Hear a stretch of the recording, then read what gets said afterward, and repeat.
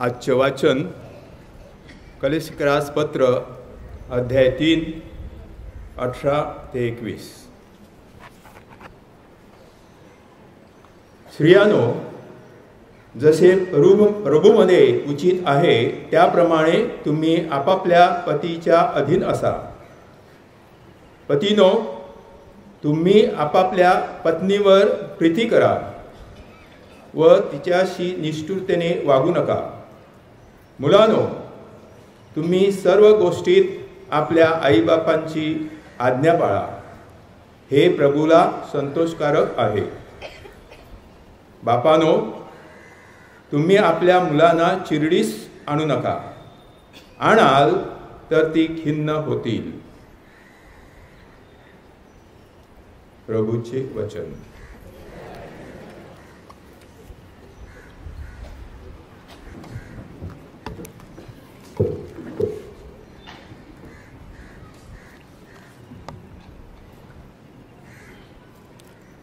प्रभूचा गौरव असो आता आणि सदा सर्वदा. प्रभूचाच गौरव असो आता आणि सदा सर्वदा. घराच्या भिंतीला ओल आलं की लोक आर्किटेक्ट, कॉन्ट्रॅक्टर, सिव्हिल इंजिनियर, घराविषयी जे अनुभवी असतात, जे जाणकार असतात, त्याचा सल्ला घेतात. परंतु घराच्या भिंतीला आलेल्या ओल याचा खरा अर्थ जाणून घेण्यासाठी जेव्हा त्या भिंतींमध्ये आपण डोकावून पाहतो तेव्हा आपल्या लक्षात येईल की घराच्या भिंतीला आलेलं ओल हे ओल नसून असतात ते त्या भिंतीचे अश्रू. ख्रिस्तामध्ये माझ्या प्रिय बंधू आणि भगिनींनो, बऱ्याच आईवडिलांच्या मनामध्ये निर्माण होणारा हा प्रश्न की आमची मुलं आम्हाला वेगळी काढतात असं आई बापांना वाटते. परंतु आपली मुलं आपल्याला वेगळी काढत नाहीत, पण आम्ही स्वतःहून आमच्या स्वभावामुळे वेगळे होत असतो. जर आपली डोळे चांगले असतील तर आपलं जगावर प्रेम होईल, पण आपली जीभ चांगली असेल तर जग आपल्यावर प्रेम करेल.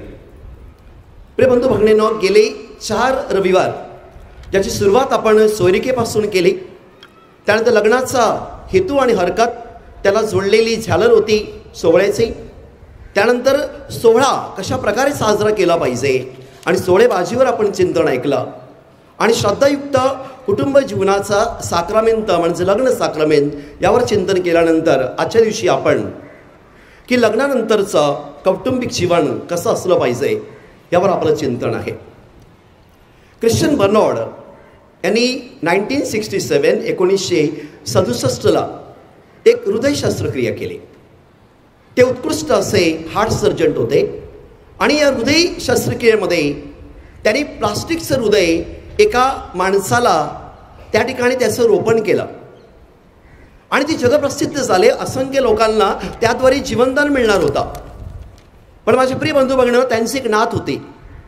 त्या नातीने त्याला फोन करून प्रश्न केला की आजोबा, तुम्ही प्लास्टिकचं हृदय निर्माण केलेलं आहे, या प्लास्टिक हृदयामध्ये भावना कुठे आहेत? त्यामध्ये मन कुठे आहे? तिथे प्रेम कुठे आहे?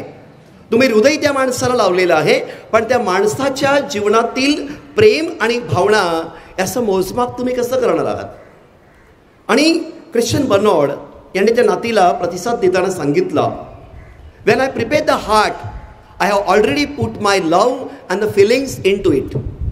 जेव्हा मी हृदय निर्माण केलं तेव्हा मी माझ्या सगळ्या भावना, माझं प्रेम त्यामध्ये ओतलेलं आहे. हे अशासाठी ओतलेलं आहे की ज्या लोकांना ह्या हृदयाद्वारे नवजीवन मिळणार आहे, त्यांच्या धमण्या विविध प्रकारे चालणार आहेत, उचित प्रकारे रक्त प्रवाह होणार आहे आणि नवीन जीवन पुढे चालू राहणार आहे. त्या दृष्टिकोनातून मी ते हृदय जरी प्लास्टिकचं निर्माण केलं असलं तरी त्या हृदयामध्ये मी जी फुंकर घातलेली आहे ती प्रेमाची आहे, ती भावनेची आहे. प्रिय बंधू आणि भगिनींनो, 2 बहिणींचं लग्न झालं. एक बहीण ही गर्भश्रीमंत अशा कुटुंबामध्ये दिली आणि दुसरी बहीण जी होती तिचं लग्न मध्यमवर्गीय कुटुंबात झालं. सगळं बालपण त्यांचं मध्यमवर्गीय कुटुंबात झालेलं होतं. पण एक मात्र ज्या ठिकाणी दिलेली होती तिकडे ख्याली खुशाली होते, तिकडे आनंद होता, तिकडे उत्साहावर उत्साह साजरे केले जायचे. आणि अशा परिस्थितीमध्ये दोघांमध्ये कंपॅरिझनला सुरुवात झाली. दोन्ही कुटुंबामध्ये तुलनेला प्रारंभ झाला. मध्यमवर्गीय कुटुंबामध्ये जी बहीण दिलेली होती ती सातत्याने आपल्या पत्नीला सांगायची की माझ्या बहिणीकडे बघ, 2-4 नवीन गाड्या आहेत, ते फॉरेन टूर करतात, त्यांच्या कुटुंबामध्ये कितीतरी सोहळे साजरे होतात, आणि ज्या इच्छा तिच्या बहिणीच्या त्या गर्भश्रीमंत कुटुंबामध्ये पूर्ण केल्या जात होत्या, ती अभिलाषा जी बहीण मध्यमवर्गीय कुटुंबामध्ये होती त्या ठिकाणी तिची इच्छा आकांक्षा होते. म्हणून आपल्या पतीला सातत्याने ती सतावत होती. पतीची नोकरी जी होते त्यामध्ये कुटुंबाचा उदरनिर्वाह नीटनेटकेप्रमाणे चाललेला होता. त्यांच्या सगळ्या गरजा पूर्ण करण्याचा तो पुरुष प्रयत्न करत होता. पण तिच्या सतावण्याला तो एवढा कंटाळला की त्याने ठरवलं आता घटस्फोट घ्यायचं. कारण अंथरूण पांघरूण पाय पसरावे एवढीच माझी ऐपत आहे, एवढीच माझी कपॅसिटी आहे, एवढीच माझी मर्यादा आहे. पण तिची डिमांड्स मोठ्या प्रमाणात माझ्या प्रिय बंधू भगिनींनो वाढत गेले. आणि अशा परिस्थितीमध्ये केवळ कंपॅरिझन, केवळ तुलना म्हणून बहीण गर्भश्रीमंत कुटुंबामध्ये आहे, आपण मध्यमवर्गीय कुटुंबामध्ये आहोत, तिच्या गरजा तिचं कुटुंब पूर्ण करते, माझा नवरा माझा पती माझ्या गरजा पूर्ण करू शकत नाही, केवळ याच भावनेने आणि केवळ कॉम्पिटिशन म्हणून ते दोघं सेपरेट झाले.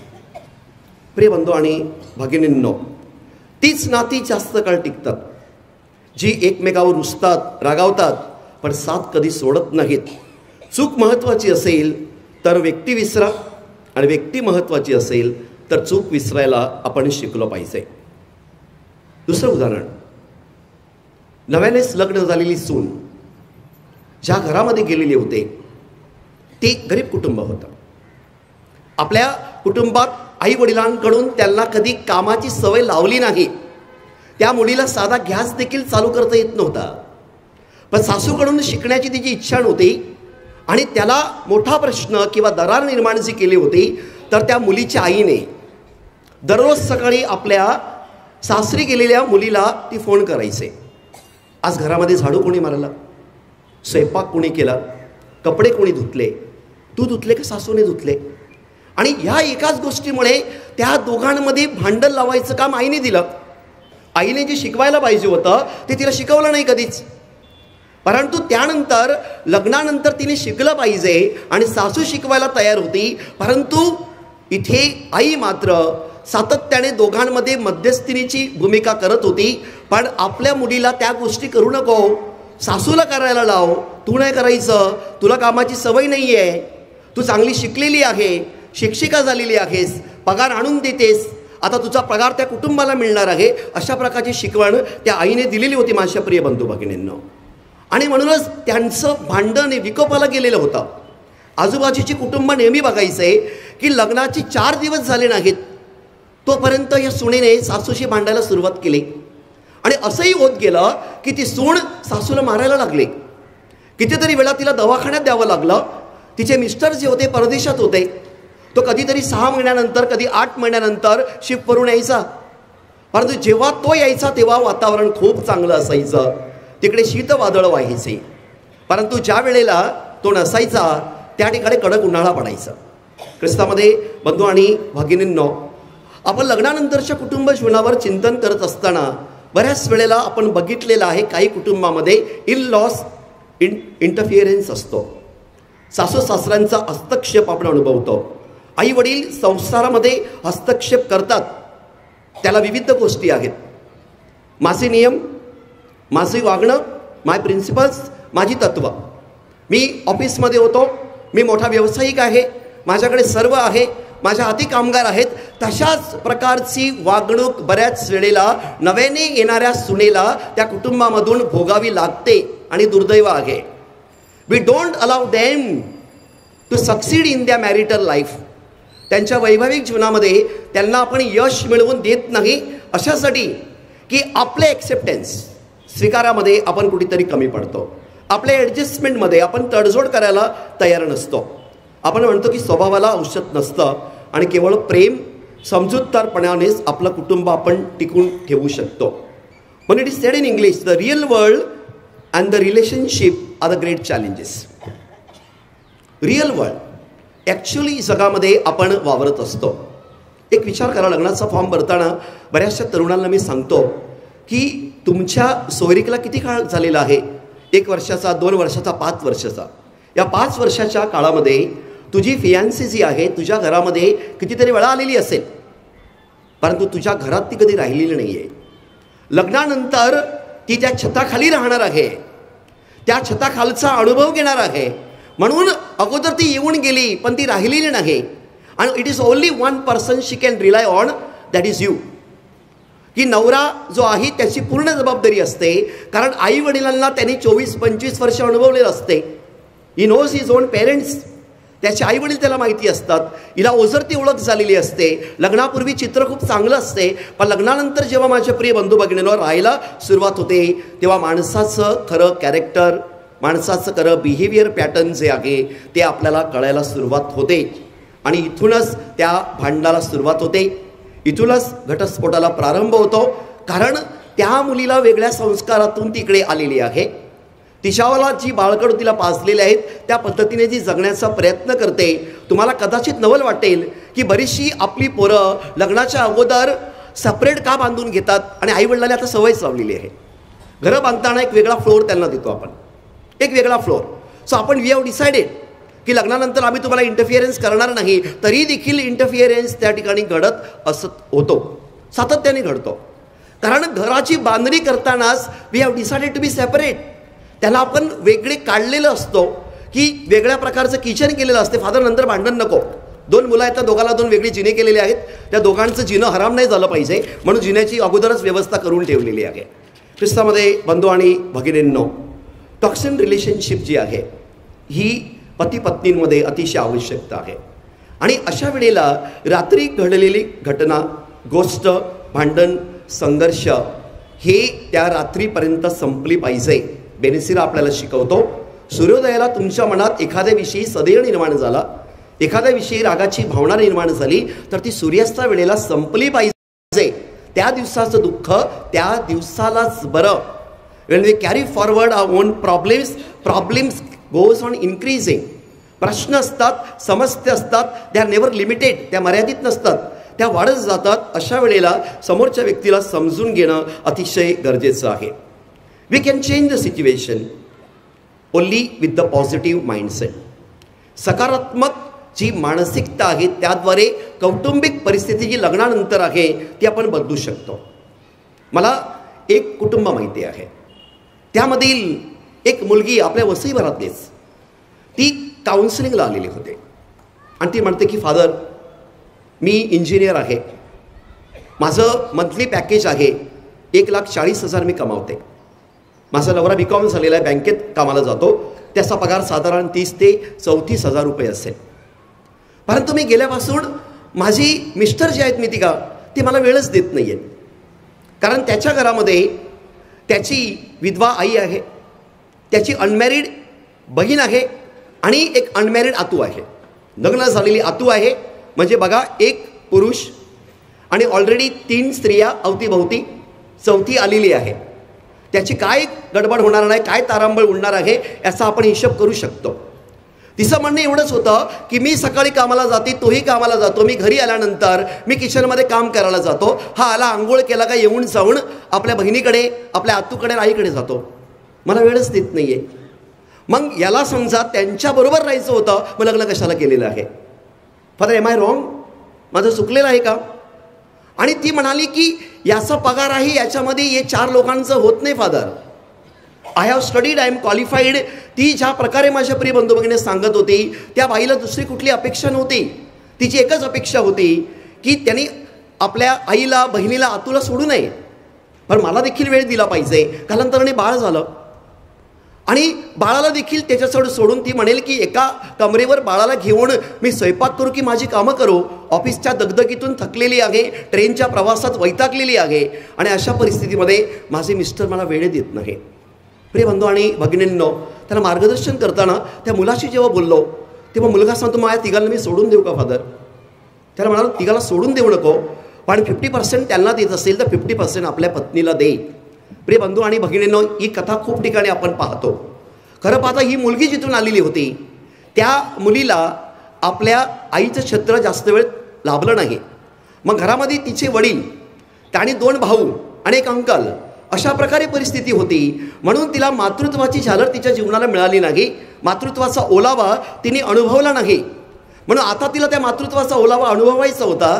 परंतु तिच्या मिस्टरांकडून तिला ती अभिलाषा होती, अपेक्षा होती की माझ्या मिस्टरांनी मला फक्त वेळ द्यावा, माझ्याशी संवाद साधावा. सकाळी 5-5:30ला आम्ही दोघं निघतो, फोनवर कधीतरी बोलतो, पण संध्याकाळी आल्यानंतर निवांत वार्ता आमच्यात घडत नाहीत.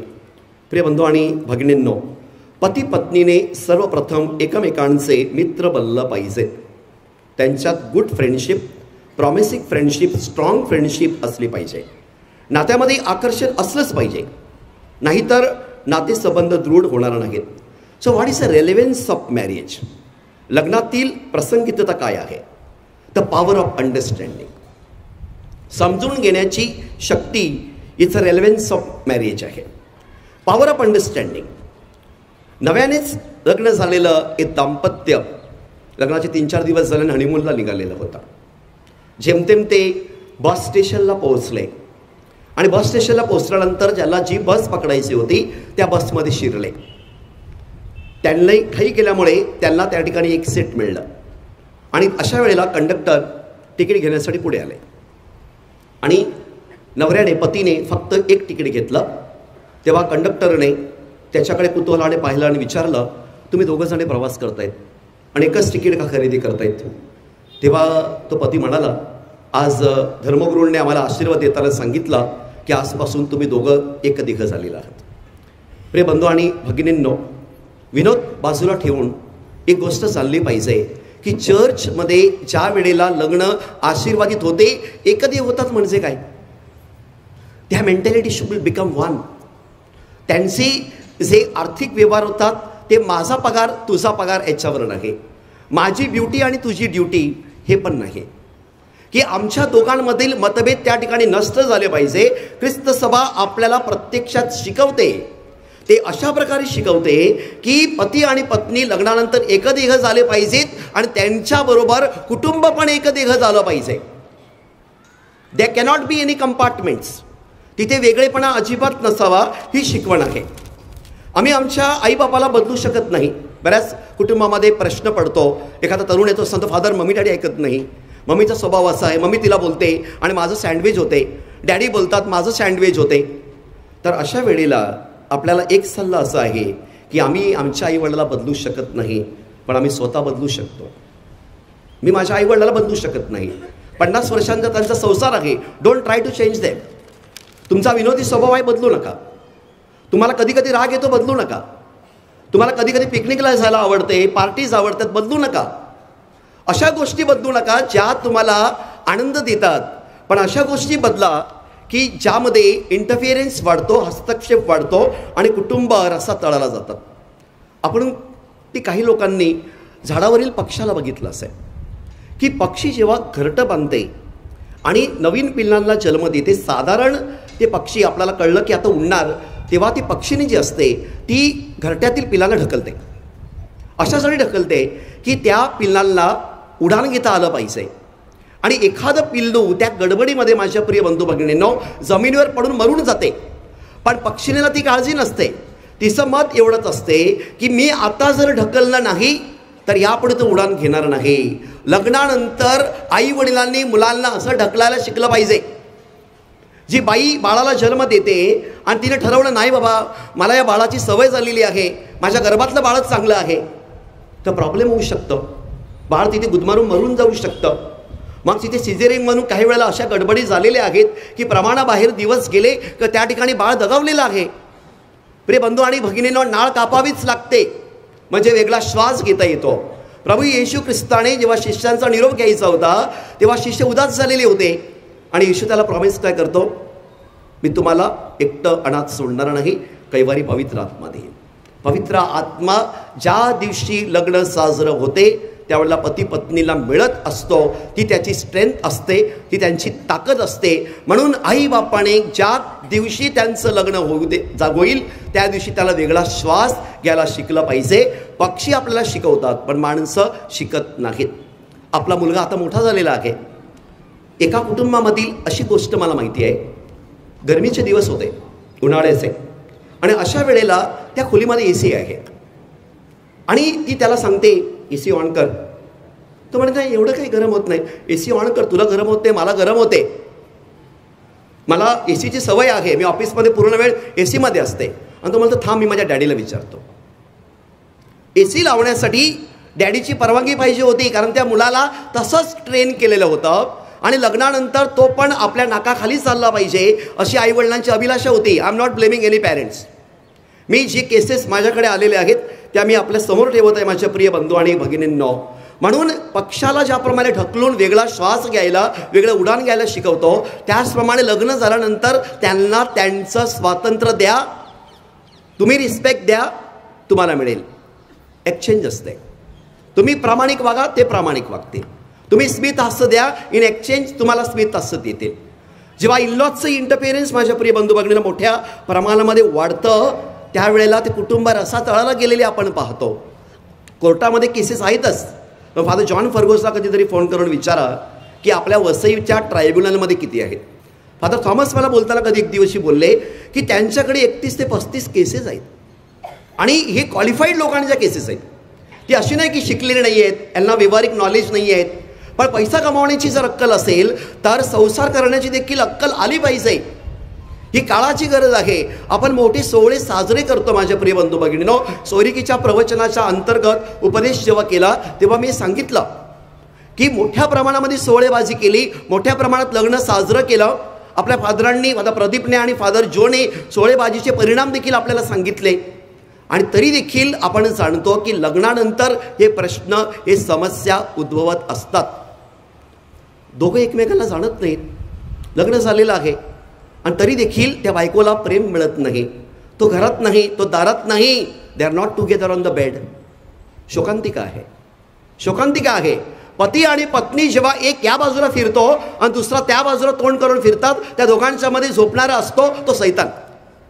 दिस इज अ फॅक्ट, 100% फॅक्ट. म्हणून या दोघांमधील जे ऐक्य आहे ते आपण जाणलं पाहिजे, आपण समजून घेतलं पाहिजे. मनुष्य एकटा असावा बरं नाही, म्हणून देवाने त्याला सहचारिणी दिली, असं उत्पत्ती अध्याय 2:18 मध्ये आपण ऐकतो. याला सोबत असं म्हणतात. प्रेम, आशा आणि विश्वासावर लग्न जोडलं जातं. मग आरोग्यदायी लग्न म्हणजे काय? What is the healthy marriage? What is the healthy relationship? की लग्न म्हणजे जोडपी एकमेकास आहेत तसं ते स्वीकारतात, एक दुसऱ्यांचा आदर करतात, एकमेकांना आधार देऊन सहानुभूती दर्शवितात व याद्वारे देवाचा आशीर्वाद मिळवितात. आरोग्यदायी लग्न हेच जे येशू ख्रिस्तावर व त्याच्या शिकवणुकीवर अवलंबून आहे. पती व पत्नी देवाच्या योजनेच्या पायावर प्रिय बंधू भगिनींनो आपलं घरकुल उभारीत असतात. देवाने घालून दिलेली तत्व आणि शिकवण याद्वारे कुटुंब उभारलं जातं. मला एक क्रिकेटच्या खेळाचं उदाहरण द्यायचं आहे की नवीन खेळाडू मैदानात आल्यानंतर काही ओव्हर्स आपण त्याला खेळू दिल्या पाहिजेत. जर आऊट करण्याच्या नादामध्ये नकारात्मक गोलंदाजी जर आपण केली तर खेळाडू स्टेप आऊट होईल आणि मग तुम्हाला चौकार आणि षटकार आवरता येणार नाही. कुटुंबामध्ये लक्षात ठेवायचं की नवीन व्यक्ती घरामध्ये आल्यानंतर त्यांना वावरू द्या, त्यांना आपल्या कुटुंबाचा ध्यास घेऊ द्या, कुटुंबाच्या श्वासामध्ये त्याला विलीन होऊ द्या आणि त्यानंतर तुम्हाला समजेल की तो जीवनाचा खेळ यशस्वी होईल.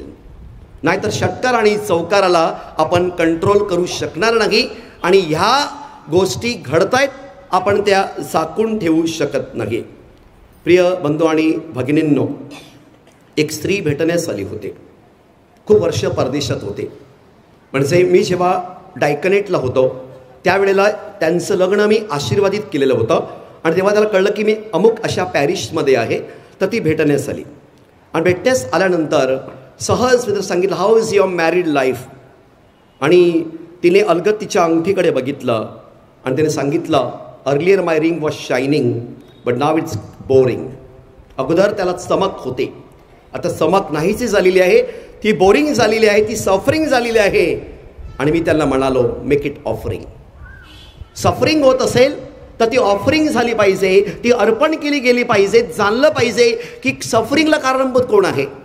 सगळ्यात मोठा प्रॉब्लेम जो कुटुंबामध्ये आपण प्रत्येक व्यक्तीच्या नातेसंबंधामध्ये अनुभवतो तो माझ्या प्रिय बंधू भगिनींनो, तो म्हणजे हाय एक्सपेक्टेशन. प्रमाणाच्या बाहेर आपण अपेक्षा धरतो की तिने असं वागलं पाहिजे, पण तिचा स्वभाव वेगळा आहे, त्याचा स्वभाव वेगळा आहे. आताची 5 बोटं सारखी नाही आहेत. प्रत्येकांना त्यांच्या स्वभावानुसार वावरू द्या. तुम्ही तुमचा स्वभाव तुमच्या खिशात ठेवा आणि त्यांना त्यांच्या स्वभावानुसार वागू द्या. स्वभावाचे आपण गुलाम झालो का तिथे सफरिंग होणार. म्हणून अशा वेळेला सासू सासऱ्याने, आई वडिलाने, पती पत्नीने एकमेकांसाठी ऑफरिंग झालं पाहिजे, एकमेकांना स्वीकारलं पाहिजे. 2 शब्दाचं वर्गीकरण तुमच्यासमोर आज मला मांडायचं आहे. आपण बऱ्याच वेळेला बोलतो आय मिस यू आणि कालांतराने I mess you. Miss you आणि मेस यू. मिस यू म्हणजे आपण एखाद्याला खूप आपल्याला त्याची आठवण येत असते. I really miss you. कधी येणार तू? 9 वर्ष झाले, 10 वर्ष झाले, जीव टांगणीला लागलेला आहे तुला भेटण्याचा. तृषित हरिणी जशी तळमळे पाण्याच्या ओघासाठी, तसाच माझा जीव तळमळे तुझ्या भेटीसाठी. आणि म्हणून तिकडे मिस यू असतं आणि घरात आलं का मग mess you. Let me explain. Miss you याचा मी जो आहे त्याच्यात आत्मीयता आहे. मी, MI मी, आणि मिस यूचा मी म्हणजे मीपणा आहे. 2 शब्दांमध्ये 2 स्पेलिंगमध्ये फरक आहे. एकामध्ये MI आहे, आय एम, आणि दुसऱ्यामध्ये मी आहे, मेस यू. आणि पहिला शब्द सांगतो एम म्हणजे मोटिवेशन. दया दाखवा, मिरची नका लावू. M म्हणजे मिरची आणि M म्हणजे मोटिवेशन, दया. दुसरा आय म्हणजे सहभागी व्हा, इन्सल्ट नका करू. 2 आय, एक उजवा आणि डावा. एकामध्ये आपल्याला सहभाग मिळतो, इन्व्हॉल्वमेंट आहे. दुसऱ्यामध्ये इन्सल्ट नको. सोबत ठेवा, त्याच्यामध्ये सोबत ठेवा. येसचा येस फॉर सोबत, येस फॉर सॅक्रिफाईस, त्याग करा. येस फॉर सपोर्ट, पाठिंबा द्या. सफरिंग नको, त्रास वेदना नको. शब्दाने आणि कृतीने वागा. आणि जेव्हा आपण मेस बोलतो, don't make the life meaningless but make it meaningful. तो मिस यू शब्द प्रमाणाच्या बाहेर वापरा, पण मिस यू बरोबर मेस यू हा शब्द टाळा माझ्या प्रिय बंधू भगिनींनो. म्हणजे जीवनातील खूप गोष्टी आपल्याला टाळता येतील. आदाम आणि एवेचं जे प्रेम होतं ते सैतानाने दुरावलं. एदेन बागेतील घटना समोर ठेवा. Moment you become disobedient to God, disobedient to your own in-laws, disobedient to yourself, that disobedient will destroy. Eden बागेतून हकलपट्टी होणार, आपण बाहेर जाणार. आजच्या दिवशी आपण चिंतन करत असताना क्षणभर शांत राहूया. आणि माझ्या कुटुंबामध्ये मी कशा प्रकारे वावरतो. जंगलातील सर्व जनावरांना एक दिवस जंगलाचा राजा सिंहाने आमंत्रण दिलं. सगळे जण आलेले होते. सिंहाचं आगमन अजून झालेलं नव्हतं. त्याच्या प्रतीक्षेमध्ये प्रत्येक प्राणी थांबलेला होता. आणि मोठ्या ऐटीमध्ये रुबाबामध्ये सिंह आला. आणि आल्यानंतर प्रत्येकजण उभं राहिलं. पण अशा वेळेला एक छोटासा उंदीर होता. तो गेला आणि त्याने सिंहाच्या कानामध्ये काहीतरी सांगितलं आणि तो परत आला. सिंह जो गर्जना करत आलेला होता तो खाली बसला. त्यामुळे सगळ्यांना नवल वाटलं की उंदराने असं काही सांगितलं आहे की ज्यामुळे सिंह खाली बसून राहिलाय. आणि त्या उंदराला विचारलं तेव्हा उंदीर म्हणाला, मी त्याला सांगितलं लग्ना अगोदर मी पण सिंह होतो, आता माझं उंदीर झालं आहे. ख्रिस्तामध्ये बंधू आणि भगिनींनो, लग्नामधील 3 मुद्दे आपण चाललं पाहिजे. God has 3 purposes for marriage. पहिलं कंपॅनियनशिप, एकमेकांमध्ये साथ संगत. दुसरं प्रोक्रिएशन, प्रचोदन. आणि तिसरं आहे रिडेम्पशन. आपण जी उदाहरणं ऐकली यामध्ये आपण त्यांना कंपनी दिली पाहिजे. आपल्या कुटुंबातील नववधूवरांना आपण सोबत द्यायचे, नथिंग एल्स. सोबत. दुसरी गोष्ट की त्यांना मदत करा. परमेश्वराचं कार्य पुढे नेण्यासाठी प्रचोदन झालं पाहिजे. फलद्रूप व्हा, पृथ्वी व्यापून टाका. हा आशीर्वाद लग्नात मिळतो ना तुम्हाला, त्या लग्नाच्या त्या प्रोक्रिएशनमध्ये, परमेश्वराच्या क्रिएशनमध्ये आपण सहभागी व्हायचं. आणि तिसरा हेतू जो आहे रिडेम्पशन. पती पत्नी आणि कुटुंबाचा मूळ हेतू जो आहे तो म्हणजे तारणाकडे झाला पाहिजे. तारणामध्ये कारणमध्ये आणू नका. आपल्या कुटुंबाचं तारण व्हावं असं वाटत असेल तर अन्य कारणं आपण टाळली पाहिजे. आणि परमेश्वराने जो आपल्या कुटुंबाचा पाया आहे. काना गावामध्ये त्यांनी ज्याप्रमाणे उपस्थिती दिली आणि जो चमत्कार घडवून आणला, हाच चमत्कार आपल्या प्रत्येकातील कुटुंबामध्ये आपल्याला अनुभवायस मिळावा, या कृपेसाठी आपण प्रार्थना करूया. आमेन. प्रभूचा गौरव असो आता आणि सदा सर्वदा.